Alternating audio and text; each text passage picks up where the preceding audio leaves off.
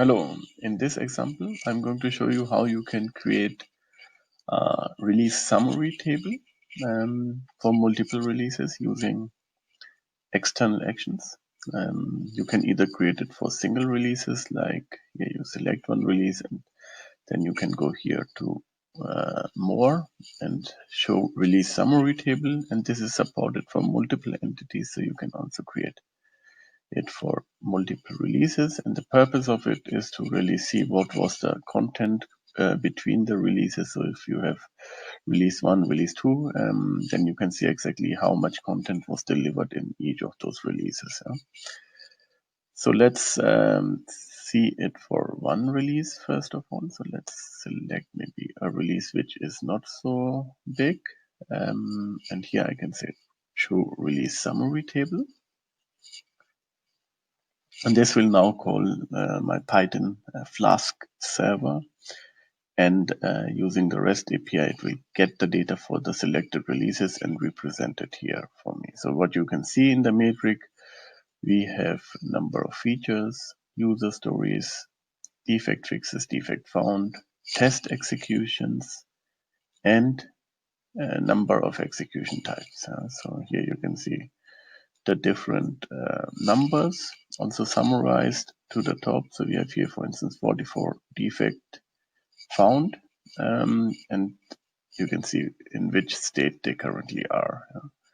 Defect fixes, you can also see what are the planned defect fixes. 6 we have, but still they are in progress currently. Number of user story, nothing of those is done, and also here planned feature is 1, and this is in state new. And this report I can combine for multiple releases. So let's say I select here 3 releases and say show me on summary table. So once the matrix is generated, you can see it here. The releases are displayed next to each other. You can move those around. You can see the numbers of those. So let's move a release to the front. And this is good if you have multiple releases. So 3 is okay. You can still have the right view. But if you would have, let's say, 8 or 9 releases, then it makes sense to really move it forward or compare releases next to each other to see what was the content which was delivered. So I can see here the Q3 and Q1 release where a lot of content in test execution, and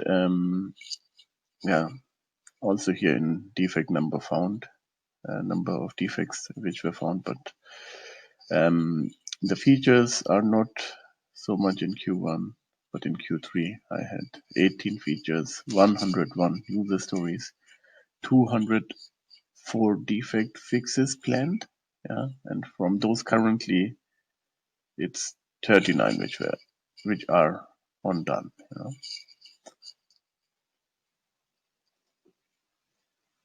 I can also run the report for all the releases I have. This may take some time, but still it is supported. So let's generate it. So this generation took me around 1 minute 30 seconds, so 90 seconds in total. You can see here all the releases I have on the top and the numbers of the matrix. So this is the overview. Cross releases, you can move it around.